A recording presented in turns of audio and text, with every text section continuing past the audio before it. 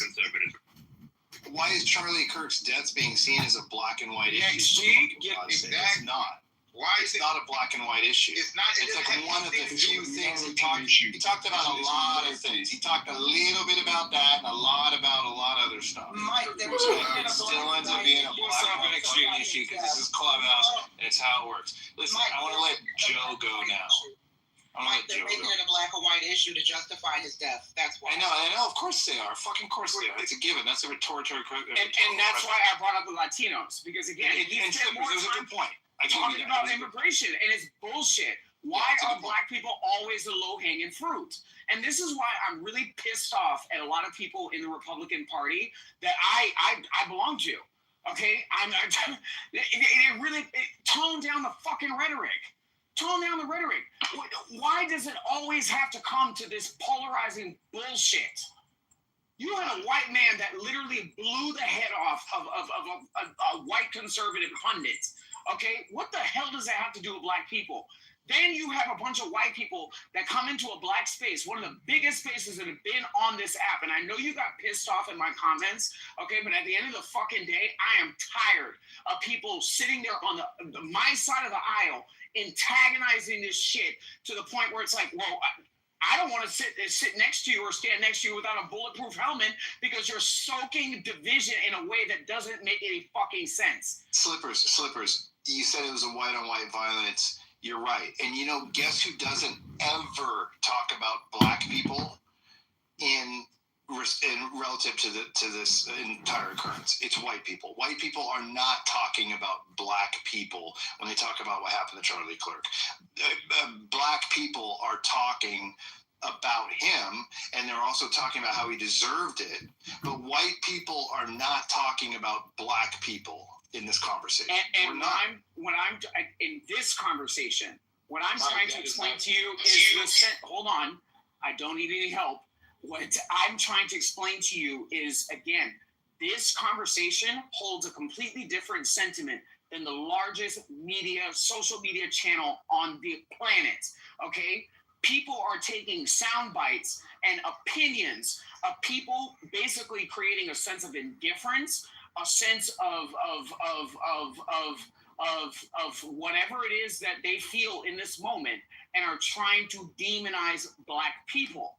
Okay, I'm not asking you, I'm telling you. I was on Twitter today, right, flipping through of comments, right? Good comment, bad comment. Good comment, bad comment. Well, one person was supporter, one person hated him, said he deserved it. I didn't see a lot of black people in all of it.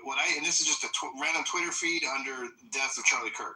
What I saw was a lot of freaking far left libs with colored hair and fucking facial piercings laughing and celebrating his death, mostly fat, ugly white chicks. That's right. So I did not see a lot of black people on the Twitter feeds. It was a lot of stupid fucking libtards celebrating him, and almost all of them were fat, ugly white chicks with facial piercings and colored hair.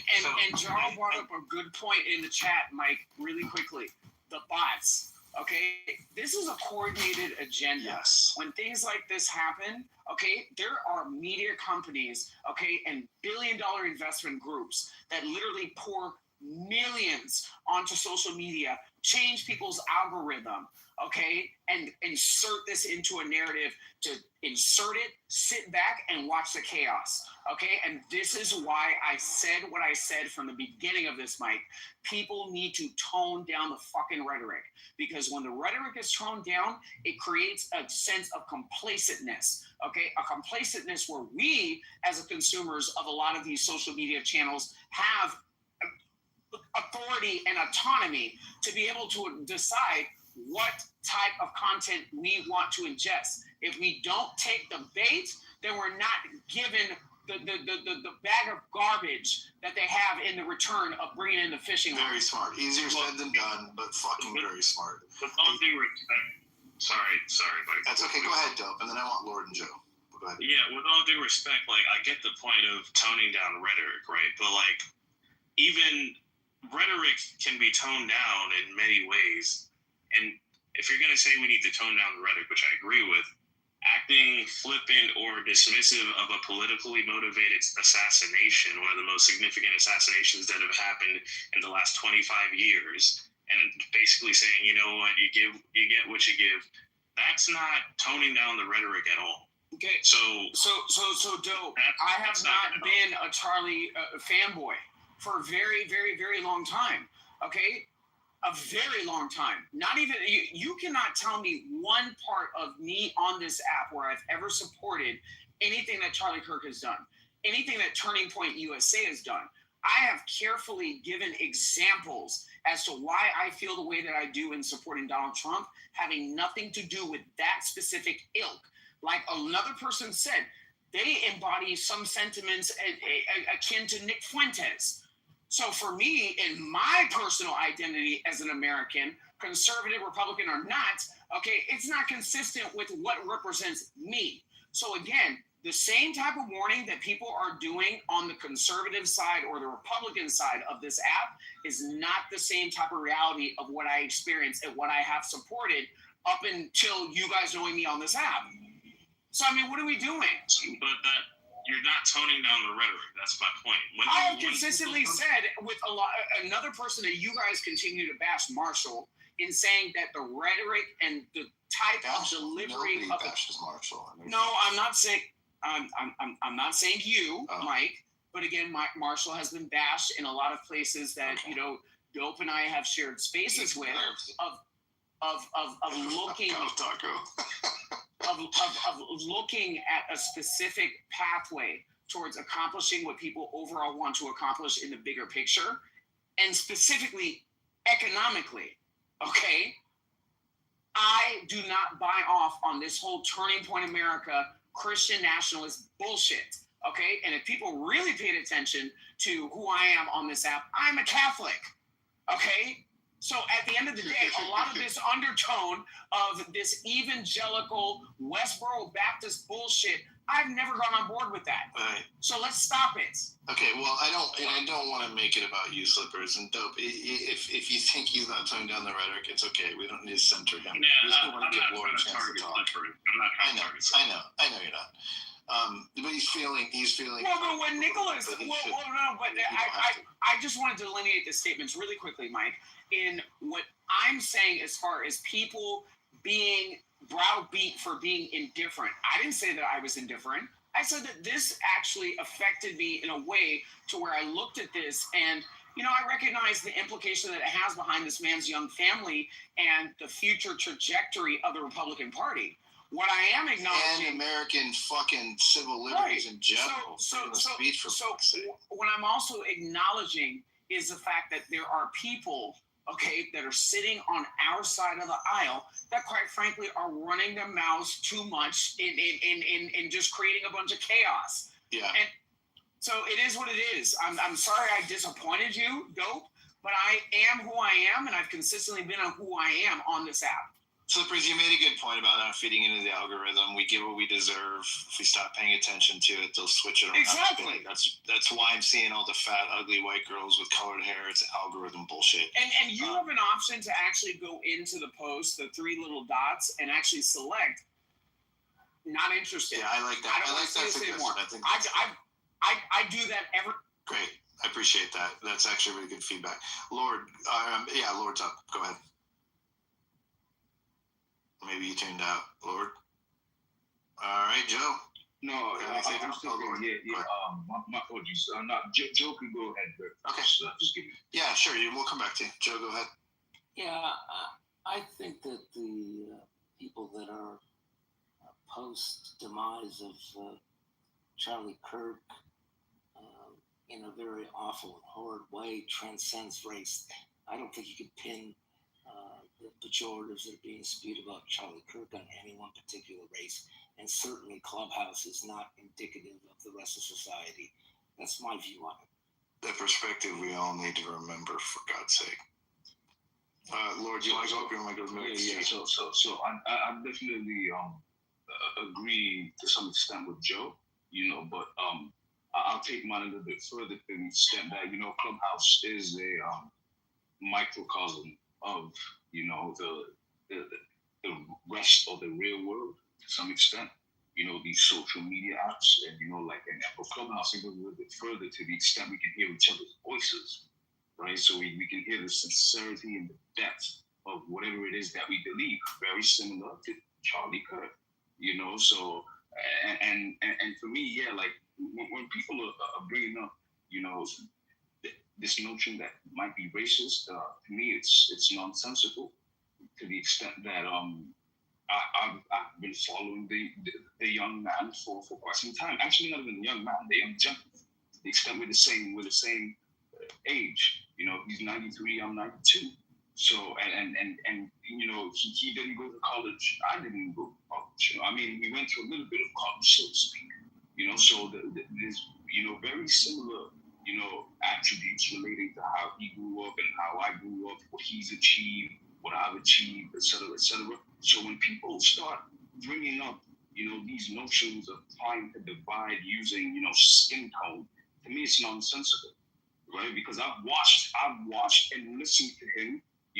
There's times he's lost debates. There's times he's lost debates, in particular scenarios, But at the end of the day, right? There's aspects of a family household which benefits America as a whole, whether you're black or white. The family values, the Constitution, knowing how the hell your fucking government is being ran and controlled. You have to know the Constitution and the power and the value of the Second Amendment. Simple aspects like that. So at the end of the day, like even for me, I'm actually I'm very saddened. To the extent that even amongst people that look like me, which is quote unquote black, right? Like y'all are not seeing the value, because in the times that he's spoken on black issues, one that sticks out to me is how he presented the fact that if black people want to move forward, well, he provided there was a problem question, and then he provided the solution. Keep the fathers in the household. Stop relying on these, government subsidized welfare. Keep your fathers in the household and see how that's going to work for you. You know what I'm saying? That sounds like some controversial shit, Lord. I think someone ought to shoot him for that. Oh man, bro. I mean, it might be controversial to the extent that it's taking power away from the government and putting it back in your families, which is how things. I can't get to the bell fast enough. Yeah, but yeah, at the end of the day, yeah, man. Rest in peace to my brother. I'm just gonna say that, man. That was somebody who's my brother. My brother was born in '94. Like I said, I was born in '92. He was '93. It was the same. We're the same age. He worked towards, creating, a discourse among a plethora. If you even just look at the shorts every time he goes to these universities, it's multiple ethnicities of people coming to question one way or another. It's not just one, right? And then his tent is prove me wrong. He's like, yeah, just prove me wrong. I'm not out here trying to whatever. Just prove me wrong about what the hell I'm saying, and then we can move forward. And that is I'd say one of the principles that makes America great. You know what I'm saying? To the extent that we're supposed to be able to share our ideas and our notions and our beliefs, knowing that we have a Republican government. But hey, maybe it's just me, and I'm missing something, right? Because for some reason, everything that's being thrown at the rhetoric of this man is race based. They're trying to pitch you against the principles of a young white man who was a family man, who was a Christian to some extent. You know what I'm saying? So, and that was attempting to unify, one group of the United States of America, and then they want you to focus on race. Race has always been the way to keep America divided, particularly after the 1960s. You know what I'm saying? Particularly after integration, right? They've always tried to use this race joint to keep people divided, because that you ain't gonna get shit done. You're not gonna get shit done as long as you're divided one way or another. The only way you have to unify is Americans. America is a potpourri of multiple cultures. You know what I'm saying? And as much as we can say the people from West Eurasia, the Europeans, right? They have left their mark in a particular way. We live in a time and age today, right? Like Charlie Kirk is global. Everybody is seeing that shit right now, bro. Lord, I thank you for that share. It was, I enjoyed it, and it was worth the wait. I appreciate that. HG or XG, go ahead, and then Michaela. Yeah, you can pass it to her pretty fast. I mean, I'm not gonna say much because every time I do say something, I'm evil, heartless, horrible. Not you. We love you, man. Jay and I love you. We're a big fan of you. So go for it. You don't want to add anything? Yeah, I'll keep it to myself for now. I don't want to start the fire. Fair enough. Michaela, I appreciate that you know the difference. Michaela, go ahead. I joined, so I'm not sure what. Sure. I'll give a recap for the room. Okay. We're talking about. We started with as a cultural war in America. We talked a little bit about, for a while we were talking a little about Kamala Harris and recent comments about how it was a mistake to let Joe Biden make his own decision to run, and laughing about how she took absolutely no accountability for that decision. She acted like everybody else did it, and it was a bad mistake, and that she knew the difference. And then we got to talk about Charlie Kirk, but to be honest with you, Charlie Kirk is obviously on everybody's mind. We all saw a pint of blood flow out of his fucking neck, much to the chagrin of children everywhere. So it's hard to get out of our minds. So that's what we keep coming back to. I can't get him out of my mind either. I'm pretty brokenhearted about that. But when I'm trying to think, my son feels the opposite. He's bought into the whole, I don't know, the whole anti-Israel thing and all that, and sort of really skeptical. I do think there's a culture war in this country. And now, when I was a Democrat many years ago, when Reagan was shot, it didn't bother me. I didn't feel so horrible. I didn't feel sad, So I know how it is to be on the other side and just not care when your opponent's been hurt or killed. When the guys on the other side of the political argument. I don't know how are people here, are there liberals here or progressives that really don't feel so bad that Charlie was killed? Well, no, that sounds like empathy, though. Like what you just described sounded like a little bit of empathy based on experience. What sounds like empathy? Well, she just described that when Reagan was shot, you saw whatever you saw and you were where you were, and today you're seeing what you're seeing, and you're able to one way or another draw a parallel. Yeah, I can sort of empathy. Yeah, the empathy from where I have. Yeah, with the what? The empathy from. Oh, go ahead. The empathy from where it comes from is more so, I have empathy for the kids. They didn't choose him as their dad. They didn't choose to watch their dad literally get shot in front of them, right? So I have tons of empathy for the kids because they absolutely should have never seen that shit at all. So I feel terrible for them, right? But Kirk himself, tough. He shouldn't have gone out like that, but tough. Michaela, go ahead. No, go ahead. No, I mean, if you're complete, I mean, it's nice to have a little bit of wisdom on the app with somebody that's not in their 20s who can actually compare this to something that happened in the past.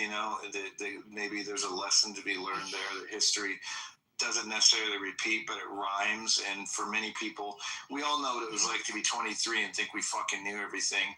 Then we were 50 and we know how fucking stupid we were when we were 23. Those of you that are 23, you'll figure it the fuck out. Just give it a couple decades. Jade, go ahead. I just think that, so here's the thing. Like, we all know that there are whack jobs on every side of the political spectrum, right? All types of beliefs, and I'm just saying as it pertains to how people feel and how people take in the rhetoric you espouse and the reaction you get from it. Like, you don't get to dictate how some people feel. So when, I'm just saying, like, and here's the thing too, and I think, as men, especially when you have a family, I think one of the main objectives, right, is to have a lifestyle that kind of keeps you able to protect that. You know what I'm saying? And again, look, much to him to saying what he says, but he got a lot of courage for that. But at the same time, he's let's be very clear, like, he said some very, very divisive shit.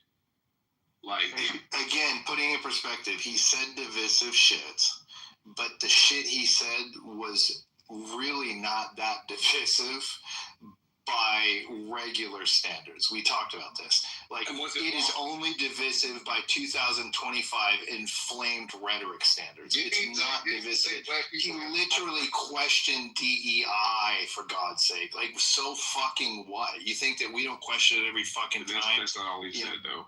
No, it's not all he said. But what I'm saying is the things he said were not very that bad. I mean, literally, guys, listen. If this is the worst things you're gonna fucking hear out of somebody's mouth is any of the shit that Charlie ever said, okay? Then please, you are so goddamn sensitive. When we call you fucking snowflakes on the left, you fucking deserve it. Because that is ridiculous. Like, go put on your fucking helmets and reach down and grab a hold of your fucking nutsack and get some goddamn balls. Because it's not that bad. If you can't hear fucking words without feeling like they're hurting you, if words are violence toward you because you can't tolerate it, then go find a way to fucking deal with it on your own. But don't kill the people that have fucking opinions different than yourselves.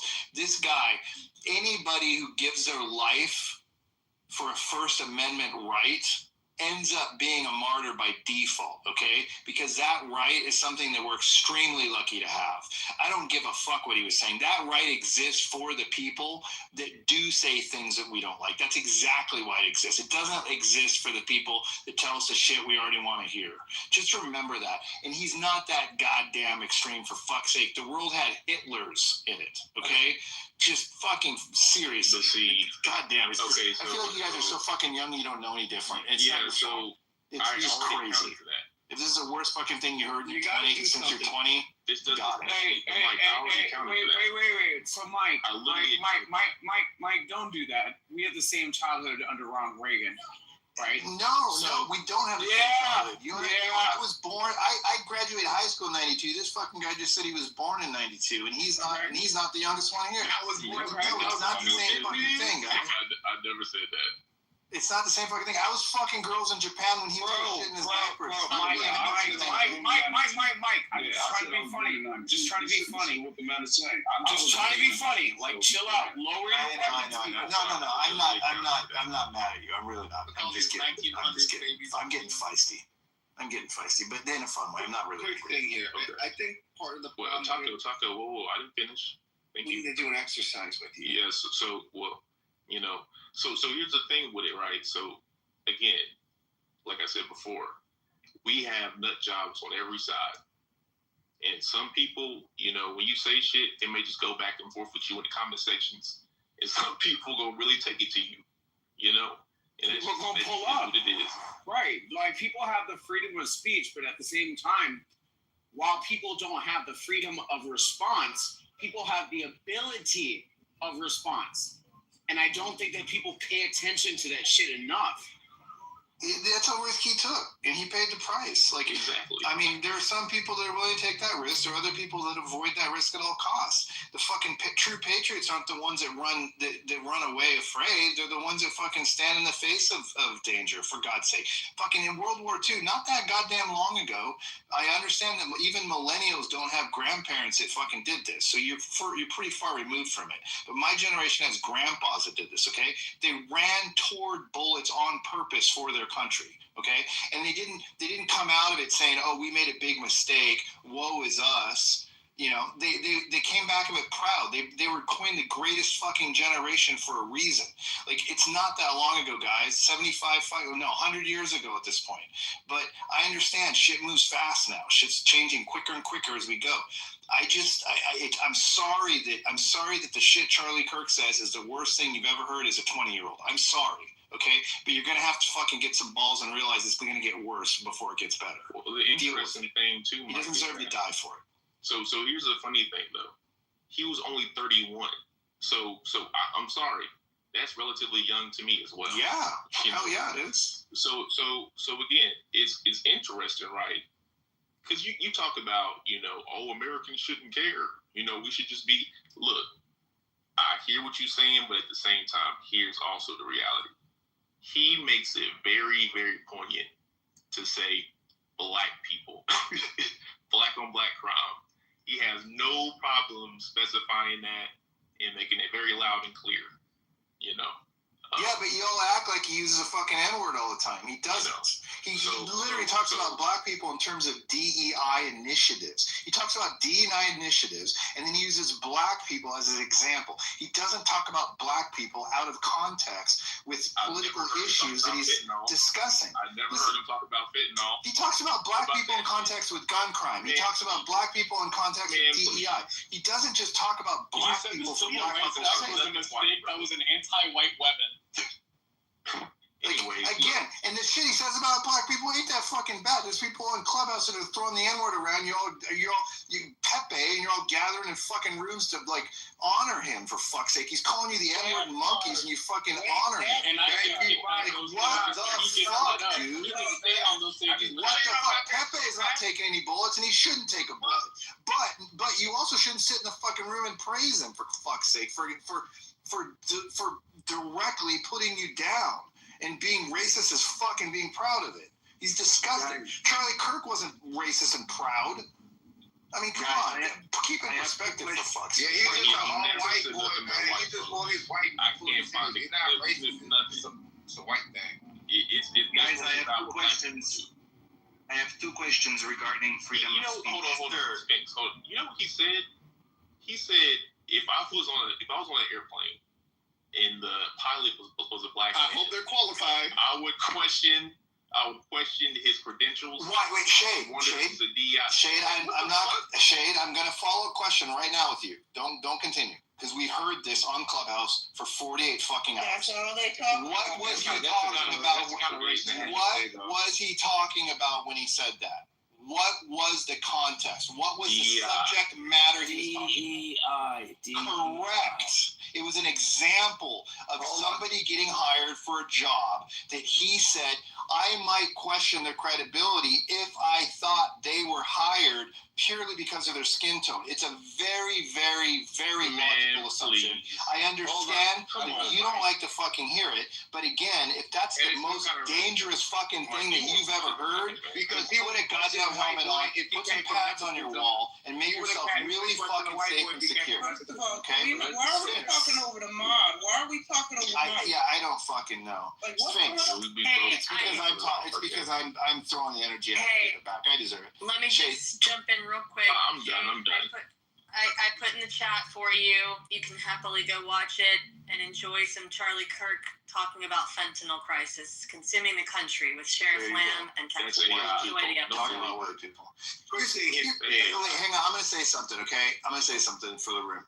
I am tired of 48 hours now of hearing people give me their Cliff Note version of what the fuck he meant when he said these things that he's quoted saying, okay? You can go look at the quote and you can read it and you can tell me, I think he says this. What do you think? And then you can ask the person you're talking to what they think he said. I guarantee it won't be the same thing. Quit acting like your interpretation of his 2-minute fucking soliloquy is a quote that basically accounts for the fact that he demonizes black pilots. Please, that's a fucking characterization of a much longer point he's trying to make. And none of us, except the stupid ones, and nobody except a fucking moron without 2 brain cells to connect, is going to take your word for it that that's what he was actually saying, okay? They're going to listen to it, and they're going to interpret it on their own, and I encourage you to do that, by the way. So every time somebody like you comes on and gives us a cliff note, I want the fucking link so that we can listen to 2 minutes more, so that we can confirm that what you're saying makes some goddamn sense, because some of us might vehemently disagree with you by hearing the same exact thing. And some of the people that disagree with you might even have black skin. Let me point something out to Shade here, right? This is skin is what we saying before, where this is what normal people think. I know you're taking that statement out of context, and right now, for example, Mike's saying it's DEI. This has been going on way longer, Shade. It's been called affirmative action. Now it's DEI. When you hear the way these programs are described and what they're supposed to be, it leads any normal person to come to this conclusion. Was this person qualified for this position? You have the current sitting Supreme Court Justice, Clarence Thomas, getting pissed about affirmative action because he was a well-qualified lawyer to be on the Supreme Court. And people have brought up affirmative action. Oh, is you affirmative action hire? And he almost wishes it wasn't there. Any normal person comes to this conclusion when they hear what these programs are and how they're described. If you don't come to that conclusion, you don't even understand what they are, or you're not critical thinking, or you're living with your fucking head buried in the sand. It doesn't make people racist when they bring it up. It's the fact of what the fuck those programs are literally described as. It's their interpretation of the circumstances and the facts that are different than your interpretation of the circumstances and the facts. It happens every goddamn day. And the problem is that too many people want to listen to other people's opinions and then own those opinions as their own without actually going to the source and making their own decisions based on critical thinking principles and proper, reading and listening comprehension. It's a crisis in this country that people borrow their opinions from other people that give them Cliff Note versions through shaded glasses. It's a joke. And I'm not falling for it because for 2 days now, I've heard people trying to gaslight rooms about shit he said by paraphrasing issues that are otherwise much more complicated than they're giving it credit for in their little freaking summaries. It's just a joke, and it's getting old. And every single time I hear somebody talk about, you know what he said about pilots? No, I don't. Please tell me. I have only heard it 60 fucking times in 48 hours. Just real quick. You should just hit them. And I watched the video, by the way, so I know exactly what he said. I've already formed my own opinion based on the video, not on your shenanigans. So wait, real quick. Charlie Kirk's pilot statement is the natural conclusion of any normal person who hears DEI and affirmative action explained. You know what, though? See, I'm about to retort both y'all's arguments. Because this is y'all are being listen, honestly, in all due respect, honestly, I mean it. Make it short. I want to hear it, but then I do want Sphinx and Simon to go next, please. Yeah, I got you. So what I'm saying is, see, again, when people hear things, they're not doing all this like deep dive thinking, shit that y'all doing. I literally said in my beginning of my submission that people are unstable out here on both sides. That's literally what I said. So what happens. He's pissed off the LGBTQs. He's pissed off the Palestinians, black people, women. I mean, shit. Yep, he's exercised his freedom of speech. Thank God he's an American. If he was in England, he would have been put in prison already. Shade. He exercised his freedom of speech in a way that England would have put him in jail for. So there's nothing wrong with that. Be thankful you're in a country. People celebrating or joking about his death then because they're also using their freedom of speech. We didn't do a deep dive into that topic, Shade. This is just what people know about it off the rip. The fact that they have trained everyone who is younger to not even be aware or question what affirmative action is or DEI is part of the fucking problem. That most normal people who hear it described, again, I'm saying it over and over again, question the legitimacy of the people now in those positions. Right. Younger people have now been trained to see absolutely zero wrong with those programs, and you basically have been propagandized and brainwashed. You don't even know that there's an alternative opinion of interpretation of that program. And there's another thing that was said earlier in a room that made a lot of sense that I haven't really thought about. DEI was basically hijacked by corporations who didn't necessarily implement it the way it was intended. They actually did it a disservice by handling it the way they did. See, affirmative action was a lot more direct. It was like, this is our agenda. It's very clear. We're honest about it. DEI was not intended to be affirmative action version 2, but a lot of companies made it that way because they oversimplified what was being expected of them because they're lazy and they prioritize profit over the implication that it has on actual human beings to misinterpret the agenda that DEI proposed. DEI should have been an advanced method of actually making some systemic changes that would benefit people.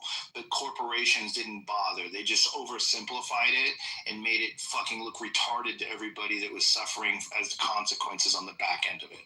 So a lot of it is we're not to be to blame for not understanding it, and the government's not to necessarily be to blame for putting it in effect. Corporations are to be blamed for vastly distorting what it was meant to be.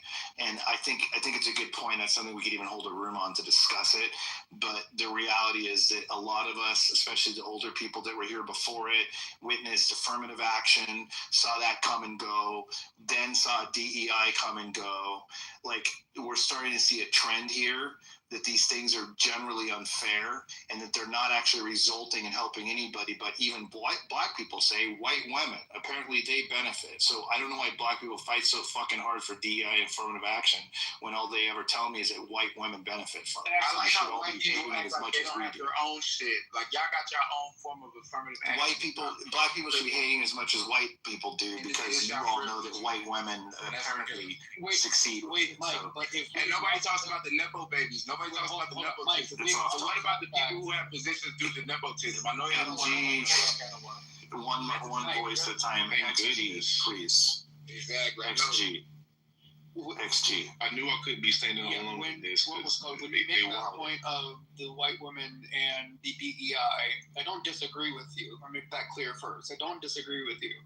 But if we understand that, because we've seen statistics, Charlie Kirk, Mr. Debate Man, has been looking at stats all day, and DEI is supposedly the reason that he was making the point against that black pilot. If you know, and assuming Charlie Kirk would also know that white women are the greatest beneficiaries of DEI, what's the point of making that comment to the black pilot? God, I cannot stand this. DEI is not equal opportunity. White women benefit most from the equal opportunity, not DEI. That's the first thing. Yeah. Serendipity works in HR, so she would be the subject matter expert of this. Yeah, DEI is intended to be a broader, culturally focused approach to your company's culture about inclusion. It's essentially your corporation's attempt to show you how to be nice to other people. It has absolutely nothing to do with quotas. EEO. Right. Affirmative action, that was actually intended to compensate for the past discriminations and level the playing field as far as the actual quotas. Exactly. DEI it's a cultural program. It's designed to improve the company culture with diversity, equity, and inclusion, making you embrace the LGBTQ community, making you embrace the different cultures and diversities within your workplace. It was essentially like a behavioral checkpoint. They're not the same thing. I don't disagree with anything of what was just said. So if that's the case, then what was the point of making that comment about DEI to the pilot? That's what I'm not getting. Ultimately, because of what it was supposed to XG, because of what I just because what I just said, what it was supposed to be and what it ended up being. A lot of companies treat it just like affirmative action on steroids because they were too lazy to implement the nuance that was required to make a cultural change. I understand the perception of it and how it was talked about, but we're talking about Charlie Kirk's. No, it's not how it was talked about. It was how it was implemented. What was just talked about. It's how it was implemented, not talked about. It's how it actually occurred. And it's really obvious to the people who are victimized by the improper method that so many of these companies did. They used it like the companies were lazy about it, and they used it like a quota instead of using it to make systemic change in culture. And in that respect, it is likely that companies hired pilots who were less qualified because it was the easiest method of meeting the DEI requirements. That's why it was not very effective. That's why there's been a backlash against it, and why it's currently out of vogue. Fucking Target dropped it from their website. Like these companies are getting attacked for dropping this shit, and they're still dropping it. That tells you something. Shit's done. It didn't work the way they wanted. The companies didn't benefit the way they thought they would, and people didn't benefit. All kinds of people didn't benefit. It wasn't a good thing. Charlie Kirk was pointing that out, and he was just using pilots as an example because our lives are in their hands, and it was a dramatic example. And it was simplistic. It was overly simplified. I get it. But again, if that's the most goddamn violent thing you've ever fucking heard, please go join the Marine Corps. Spend a week in boot camp. Again, by me pointing out that it's a fucked up thing to say doesn't mean I'm pointing out that he should have been shot over it. That's the thing. Right. I agree. No, I know. I don't think you were doing that. I promise. I don't believe that one bit. Sphinx, do you want to say anything? Because you've been waiting a long time. I appreciate your patience. Yeah, thanks. It's regarding the freedom of speech. I feel like this is one of the biggest trap in the U.S., where it's the best place for the devil to hide, because it gives the opportunity for the liars to take advantage of everything, because then they're innocent until proven guilty. So I have two questions. The first one is, should there be more restriction to the freedom of speech beside call to violence? And the second one, no, there shouldn't be. There shouldn't be.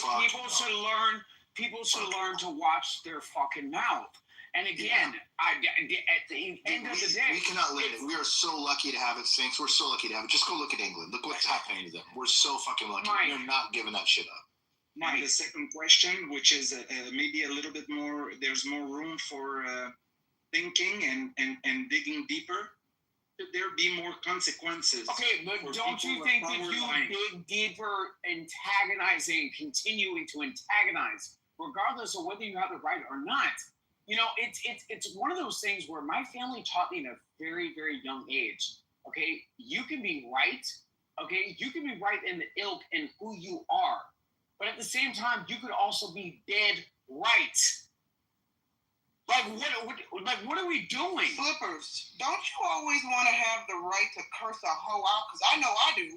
Right. What censorship? I want to always be free to say the N-word and curse a dumbass bitch the fuck out. So, Nye, have you not understood that the rhetoric and the things that I've been saying over the last couple of weeks have been scaled back?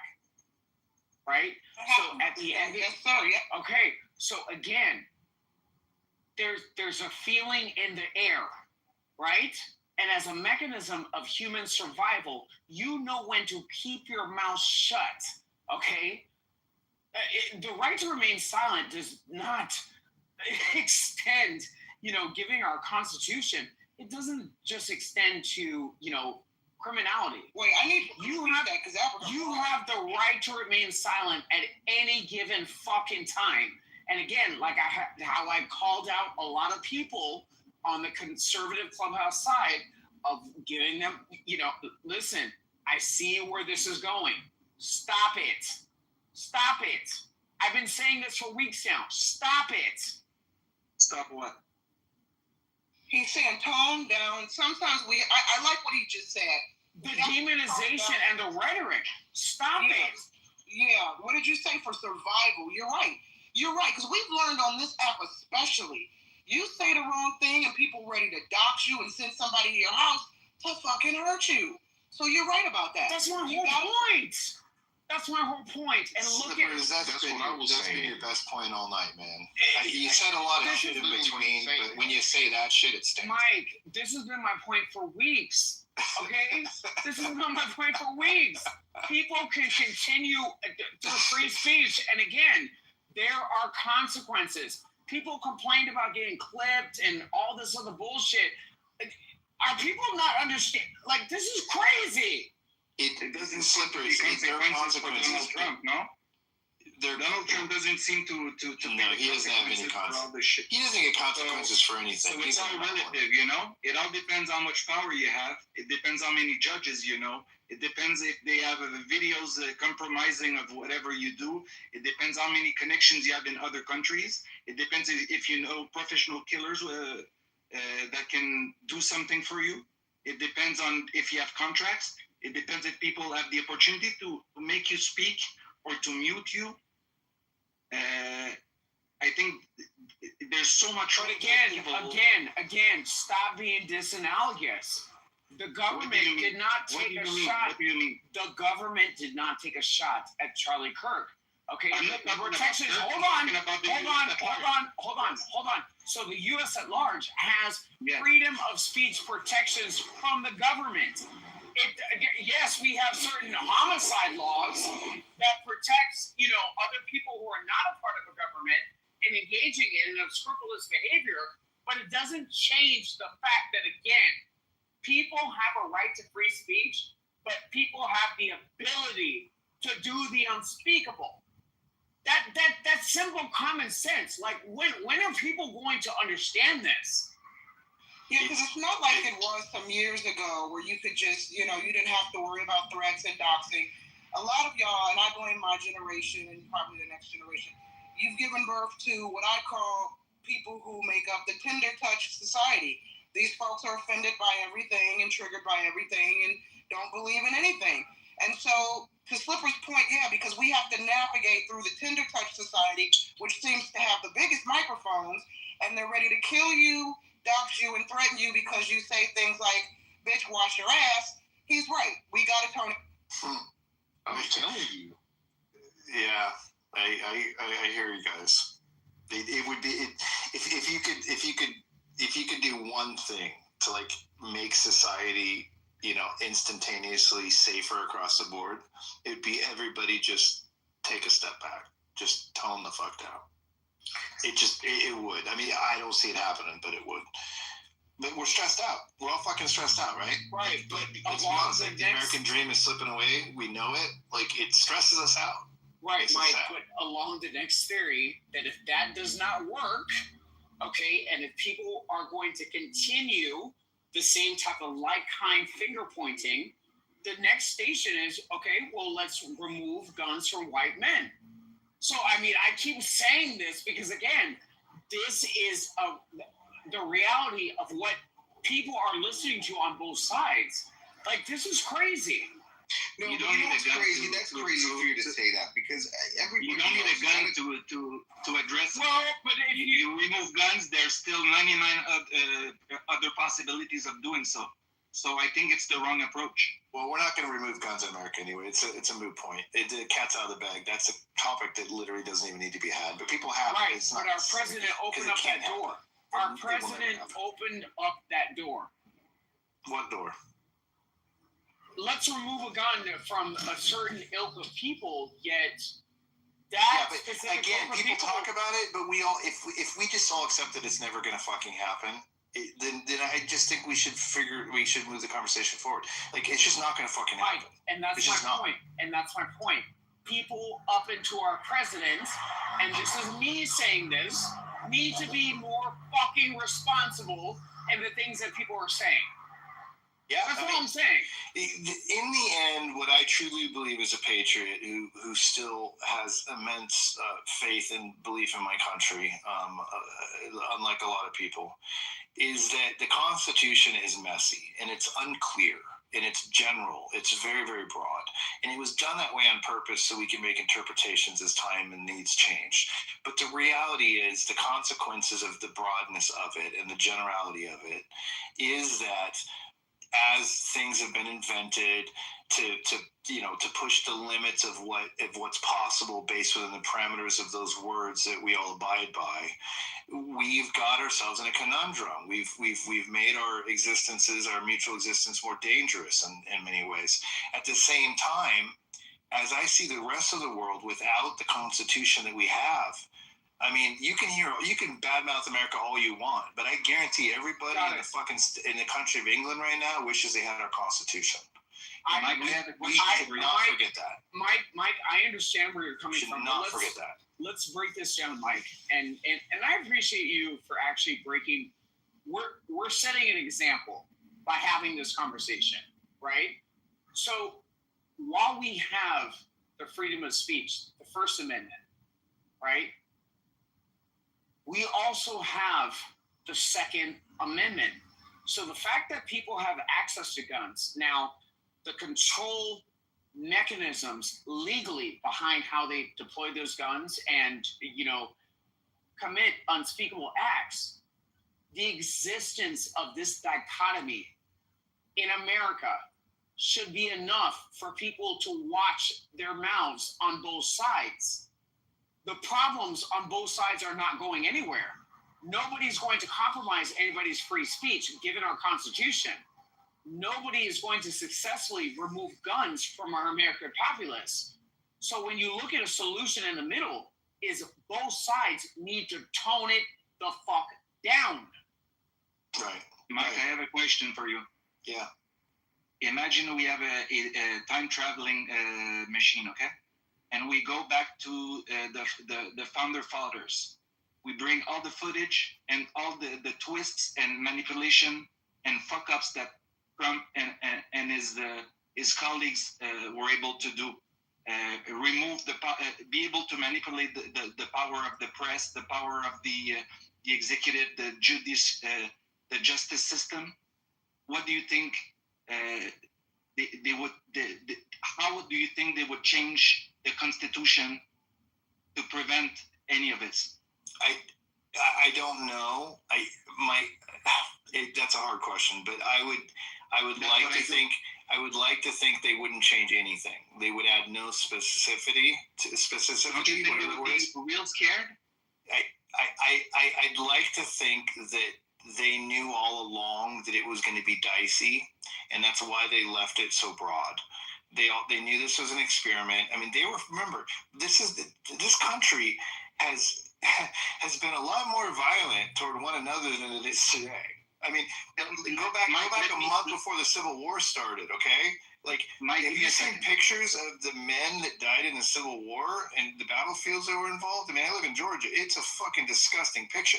Like, this is not the most violent this country's ever been. By far, it's not the most violent. Let me tell you where I disagree. I'm pretty sure that there's so many things that they didn't foresee. For example, the beginning, your democracy was based upon the idea that people wouldn't want to be a president. So that's how the system was. It was meant for anybody that had good intentions and was had some set of skills at the proper timing to push the country further in the right direction. But now it became that people that are powerful, they are billions of dollars, they have this, that. The next big thing they can do is say, hey, I want to be president. Okay, so they can just push it further. You're right. There is one thing that I've always thought that I forgot to mention. Term limits, shorter terms on leadership, especially in the Supreme Court.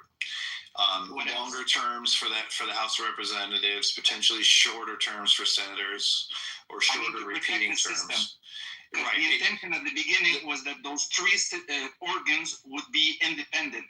This is the strength of this. Right, but the problem is that people are allowed to sit in them too long, and then they gain power and control, and then they make bad decisions that are in their own best interest. And Mike, that alone, I would have. Go ahead, Mike. They would not have changed the Constitution. They would have pointed out that we have a legislative branch. They can write laws. They can write laws that are within the Constitution. You don't change to make it better or make it worse. Don't forget about that. Let me finish. They would not change the Constitution for term limits. They would write a law about term limits, and they can do that, and they have done things like that. They've altered it. I mean, the Senate was never originally was not elected by the people. It was elected by state legislatures. They changed that. They didn't change the Constitution. They just changed the way the voting worked. Yeah, but there's a weakness in what you say, because what you say makes sense in a way, but it can go the other way as well. You can the way the system is made, you can poison it.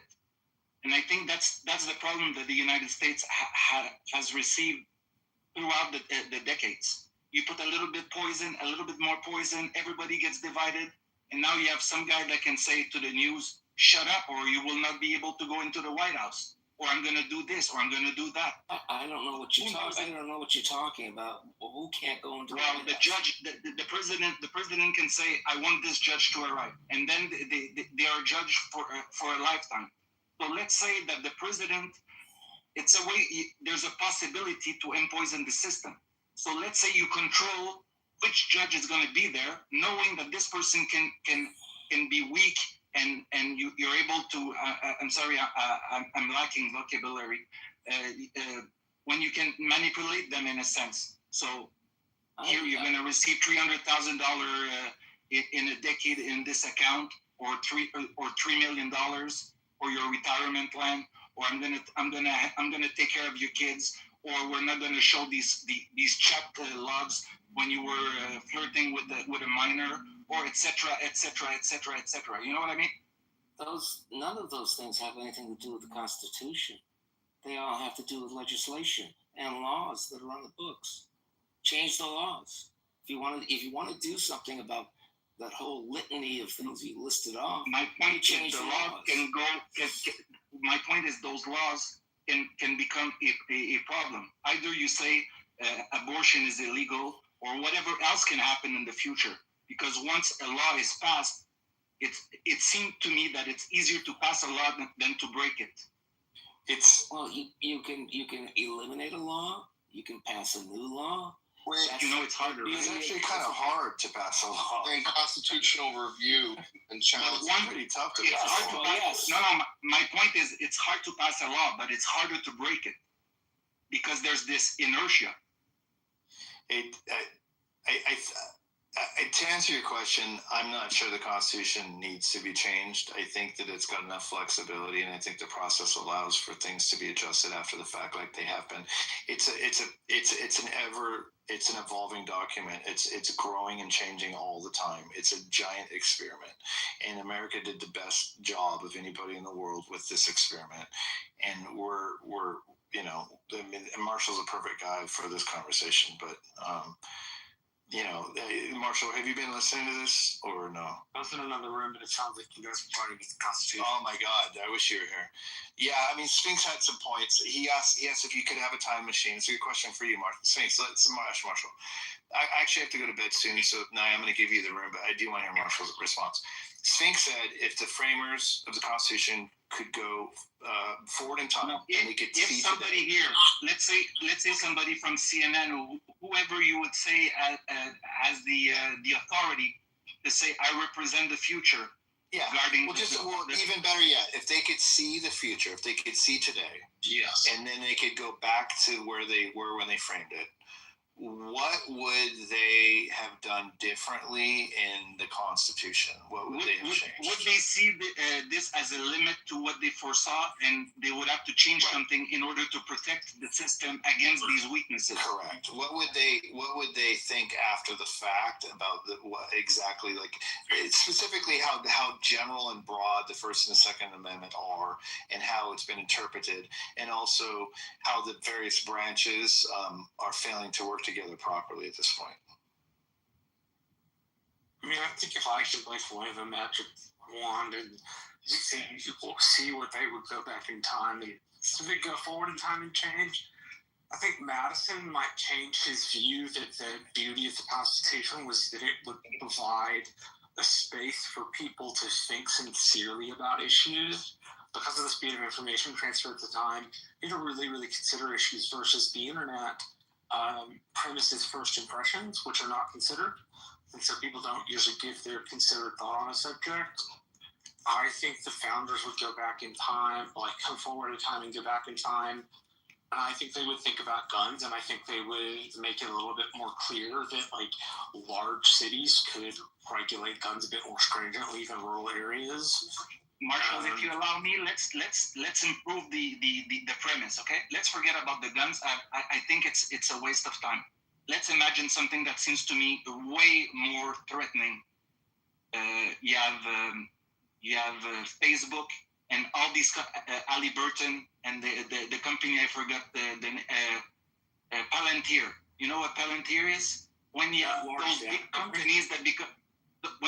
big companies that are so powerful, and their power transcends the country.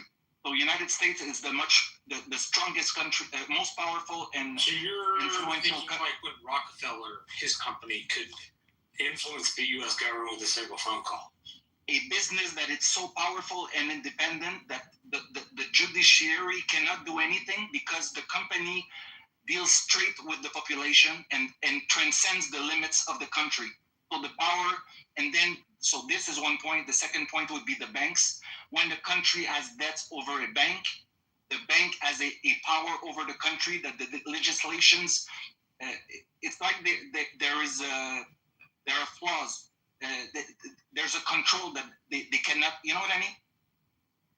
Well, yeah, but if you're talking about banking, that actually has a place in our history. Andrew Jackson hated the banks in the United States, thought that they were the wrong, central banking was the wrong way to operate. So he is responsible for the destruction of the second and the third bank of the United States of America, which we would understand now as the Fed. So that kind of anti-central banking atmosphere was known very, very widely in early America.